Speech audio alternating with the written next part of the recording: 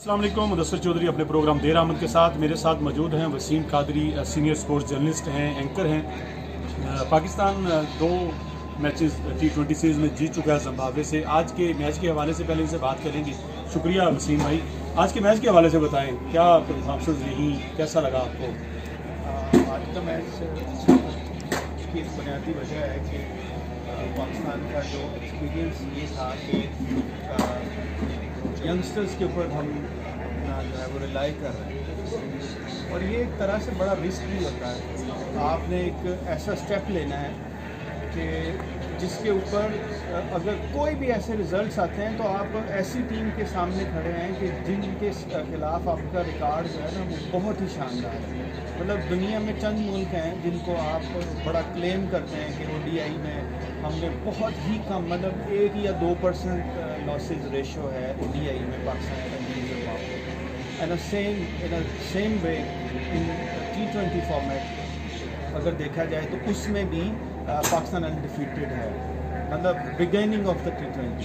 तो ये एक प्रेशर गेम होती है, लेकिन उसमें ये डिसीजन लेना कि हम यंगस्टर्स के साथ जाएंगे, ये बहुत बोल्ड डिसीजन था और उसका आउटपुट यकीनन बाबर आजम की फेवर में निकला। लोग बहुत डिफरेंट सोच रहे थे कि सरफराज जो हैं वो वापस आएंगे और वो टेक ओवर करेंगे, इनसे बात नहीं बनेगी, ये नहीं चला सकेंगे, इनकी कैपेबिलिटी नहीं है। लेकिन अनबिलीवेबल परफॉर्मेंस दी है। प्रेशर के बावजूद बाबर आजम ने एज ए कैप्टन, मतलब एक एक्स्ट्रा लाइबिलिटी आपके ऊपर होती है टीम को मैनेज करना, और फिर उस प्रेशर के दरमियान अगर आप अपनी पर्सनल परफॉर्मेंस जिसकी बुनियाद पे आप टीम के अंदर मौजूद हैं वो सबसे पहले हर्ट होती है। आप मतलब पिछला रिकॉर्ड उठा के देख लें, इवन इमरान खान के ही करियर को फॉलो कर लें, मतलब वर्ल्ड चैम्पियन है, एक ऐसा प्लेयर है कि जो आइडियलाइज किया जाता है दुनिया में। तो इसी तरह बड़े सारे मैं और नाम ले सकता हूँ, लेकिन सब की परफॉर्मेंसेज डायरेक्टली हर्ट होती रही हैं जब वो कैप्टनसी पे गए। तो बड़ी खुशाइन बात है पाकिस्तान के लिए कि बाबर आजम ने ऐसा कुछ नहीं किया, मतलब कोई ऑब्जेक्शन नहीं मिला किसी एक मैच में भी कि बाबर आजम ने उस तरह से जो है वो अपना कंट्रीब्यूशन नहीं दिया। आप पिछले मैच को देखें, आज के मैच को देखें, ODI में भी ऐसे था। फिर उससे भी बड़ी बात ये है, और इसमें मुझे थोड़ा सा अफसोस इसलिए है कि उस्मान कादिर वो है कि बहुत ज़्यादा फेडअप हो गए। आपको पता है ऑस्ट्रेलिया, मतलब मेंटली तौर पे ऑस्ट्रेलिया पूरी फैमिली को हर्ट कि PCB हमारे साथ कर क्या रहा है, अपन बरादरान तीनों भाइयों के साथ। ठीक है, मिस्टेक्स होती हैं। इंटरनेशनल अरीना में ये नहीं देखा जाता कि कोई म्यूज़िक सुन रहा है, कोई मतलब ऐसी एक्टिविटीज़ जो पूरी दुनिया में तो लीगल है, पाकिस्तान में लीगल नहीं है, तो उनका परसेप्शन डिफरेंट होता है। लेकिन हमने क्योंकि उसी तरह के सर्कल्स में ला के उनको फिक्स किया था। फिर आप देखें कि आखिरी वक्त में मरहूम जो अब्दुल कादिर थे उनके साथ कैसा एटीट्यूड था, नोटिस थे, पेंशन बांध, फिर अजीब तरह के एनवायरनमेंट बन गया, तनकीद ज़्यादा की जाती है मुस्बत तो ज़रा। उस सिनेरियो में फिर भी ये एक बहुत पॉजिटिव स्टेप था कि उस्मान को मौका दिया। और आज देखें, आज उसने मेरे ख्याल में अभी स्टार्टअप ऑफ कैरियर है, तो उसने बहुत ही शानदार परफॉर्म किया। मतलब जिस अंदाज में उसने मतलब टाइट करके रखा जिम्बाब्वे की बैटिंग लाइनअप को, बिल्कुल जब बड़े खुले दिल से फ्लाइट देते हैं, बड़े खुले दिल से, वरना स्पिनर जो है T20 में आज एक जो डिलीवरी जिस पे रिव्यू लिया गया वो तो मतलब मैं देख रहा था कि ये वही इसमें बिल्कुल अब्दुल कादिर की जगह 100% वो उस स्टाइल में गुजरी थी, और बड़ा कॉन्फिडेंट था कि रिव्यू मैटर नहीं कर रहा है, कुछ भी हो जाए ये डेफिनेटली आउट था। और वो बहुत ही खूबसूरत था, उसको पता ही नहीं चला कि बॉल किस तरह से मूव हुई उसके बैट के नीचे से होती हुई। जब इस तरह की परफॉर्मेंसेज आती हैं, बाबर आजम की बात कर रहे हैं, उस्मान कादिर की बात कर रहे हैं, तो तवक्कुआत भी बड़ी बढ़ जाती हैं। बाबर आजम से अब देखें, हमारी अब हैसियत एक शाइक कि हम चाहेंगे कि बाबर आजम हर मैच में रन्स करें, हर मैच एज ए अपने कैप्टन जीतें, तो ये भी तो एक नेगेटिव पॉइंट नहीं जाता कि हम सोचना शुरू कर देते हैं कि ये हाँ आज खेला क्यों नहीं, आज ये मैच जितवा के क्यों नहीं आया, जैसे लास्ट वनडे में हुआ, तो बाबर आजम की तरफ बातें आनी शुरू होगी कि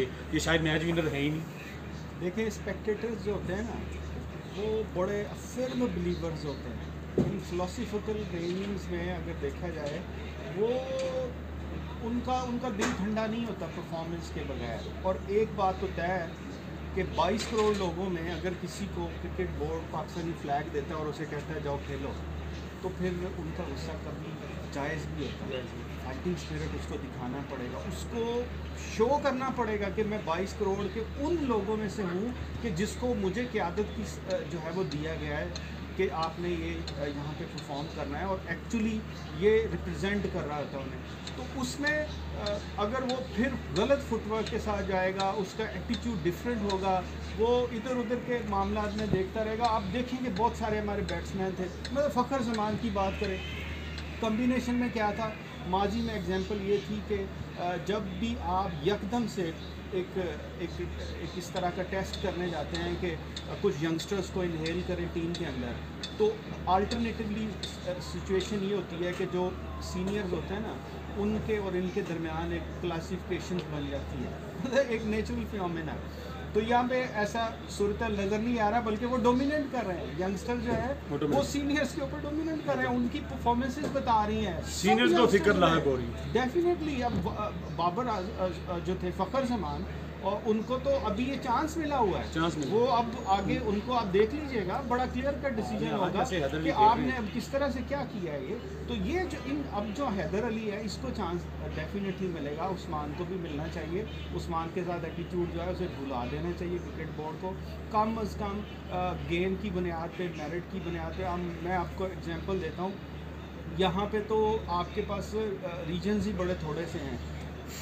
मतलब इस वक्त लीडिंग टीम्स में इंडियन टीम है ना, या मतलब चले उसकी एग्जांपल इसलिए दे रहे हैं कि वहाँ पे बहुत ज़्यादा रीजन्स हैं और वहाँ पे सबसे घटिया पॉलिटिक्स है, और सारे पॉलिटिशियन जो हैं वो इसमें घुसे, सारे एक्सट्रीमिस्ट इसके अंदर घुसे हुए हैं। इसके बावजूद चाहे मर जाएं, मेरिट पे आपको कभी नजर आया कि उधर नहीं उनका प्लेयर नजर आता है जी, उनके आईपीएल में नजर आता है। आप इंटरनेशनल छोड़ो कि आईपीएल देखें, उनकी लीग्स देखें। ये मुदस्सिर भाई, ये बड़ा फिनोमेना है कि हमें अभी भी उस सिनेरियो से अभी भी बड़े सारे पॉइंट आउट्स हैं। नेशनल T20 हुआ, जिम्बाब्वे से के साथ सीरीज़ हो रही है। बाबर आजम तो स्टार प्लेयर हैं, मनवा भी चुके हैं, कैप्टन तीनों फॉर्मेट के कैप्टन आलमोस्ट हो चुके हैं। मुझे लगता है, माजरत आपकी बात काट रहा हूँ, ये डिसीजन गलत है। चाहे सारी दुनिया एक तरफ हो जाए, आप कहते हैं test captain not at all even जो प्योर प्रोफेशनल फार्मूला है वो ये है कि तीनों टीम्स डिफरेंट हैं, तीनों टीम्स के कैप्टन भी डिफरेंट है। सिचुएशन ये है कि ये मॉडर्न क्रिकेट है, हर गेम का way of footwork, her game का स्टाइल डिफरेंट है, हर गेम का स्पिरिट डिफरेंट है। कैसे पॉसिबल है कि एक लातादाद ओवर्स की गेम और एक 20 ओवर्स की गेम के स्पिरिट को आप जोड़ दें? That's not possible. 60 years old का एक क्रिकेटर हो और 20 ईयर्स ओल्ड के एक बच्चे के साथ उसको कहें कि ये इनके नहीं, आप ये किस वजह से कह रहे हैं कि आप बाबर आजम तीनों फॉर्मेट में फिट नहीं बैठते? नहीं, मैं ये नहीं कह रहा फिट नहीं बैठते। अब आगे जाके जब प्रेशर बढ़ेगा तो फिर उसकी पर्सनल परफॉर्मेंस डैमेज होना शुरू होगी।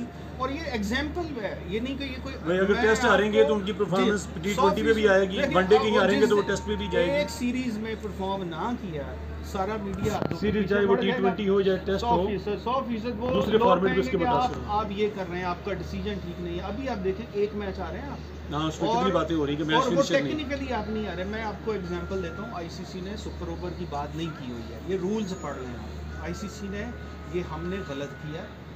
आई डोंट थिंक सो कि म्यूचुअली हमें ऐसा करना चाहिए था। मतलब इससे एक क्वेश्चन तो डेफिनेटली राइज होगा कि आपने क्रिकेट बोर्ड के साथ मिल के तो एक ओवर की ऑप्शन निकाली, दैट्स नॉट पॉसिबल। मैच जो था वो टाई हो गया था, दोनों को 5 पॉइंट मिल गए थे। ये आईसीसी की रूलिंग्स थी, आईसीसी का ये इवेंट था। आईसीसी ने एक सेट रूल्स दिए थे, उसमें आप पढ़ लें, सारे रूल्स पढ़ लें। मैं बड़ी डिटेल में उस दिन हम सारे ये चीज़ें डिस्कस कर रहे थे कि उसके अंदर सुपर ओवर का कॉन्सेप्ट नहीं है, बिल्कुल भी नहीं है। लेकिन एनी हाउ अगर इन दोनों ने अपने कंसेंसस से किया है तो इसका इम्पैक्ट आपको लगता है कंसेंसस की हुआ होगा? कंसेंसस से हुआ है तो आईसीसी, देखिए आईसीसी तक इंगेज हुआ है इस सारे मामले में। आईसीसी इंगेज हुआ और अबाउट 10 to 15 मिनट्स के बाद जब आईसीसी को इन्होंने सारे मामला में एतमाद में ले लिया तो आईसीसी ने रेगुलेशंस की जो है वो ट्वीट की, और उसके बाद फिर उसके 2-3 जो है वो उसके बैकअप में राइटअप्स भी आए। लेकिन एनी हाउ रूल्स के अंदर नहीं था। रूल्स आप पढ़ लें, इंटरनेट पे पढ़े हुए हैं सारे कि आईसीसी सुपर जो लीग है 2020 और ये कंटिन्यू करेगी 23 तक, वर्ल्ड कप तक डेफिनेटली, क्योंकि इसी से ये उसकी कॉपी है जिस तरह फीफा कर रहा है ना कि कॉन्फेडरेशंस हैं वर्ल्ड वाइड, तो कॉन्फेडरेशंस के अंदर लीग्स होती हैं, बड़ा ही शानदार है। इससे एक प्लस पॉइंट ये होगा कि राउंड द क्लॉक और whole the years events generate होंगे। क्रिकेट चल रही है, रुकेगी नहीं किसी सूरत भी। फुटबॉल आप देखें, सवाल ही पैदा नहीं होता कि कोई ऐसा एक ब्रॉडकास्टर हो जो पूरा फुटबॉल दिखा सके। फुटबॉल पूरी दुनिया में मेरे ख्याल से दर्जनों ब्रॉडकास्टर राइट टाइम में दिखा रहे होते हैं, और उसकी ये पॉपुलैरिटी की एक बुनियादी वजह है। अब टक्कर का मुकाबला है, 2 मिलियन के करीब फॉलोइंग डिफरेंस है क्रिकेट और फुटबॉल के अंदर। और क्रिकेट के अंदर आपके पास कितने मुल्क हैं? 10-12 मुल्क हैं ऑनेस्टली जो टॉप में वर्ल्ड कप परफॉर्मिंग है। और बाकी का क्या सीन है?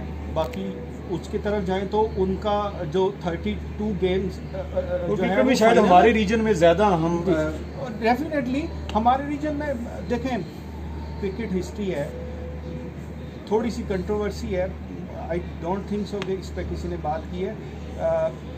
जो मोस्ट मतलब जिन्होंने बहुत डिग आउट किया है उन्होंने क्रिकेट हिस्ट्री, उन्होंने तो कहा है कि ये उस मुल्क की इजाद है जिसने कभी आज तक क्रिकेट की टीम भी नहीं बनाई, मतलब फ्रांस।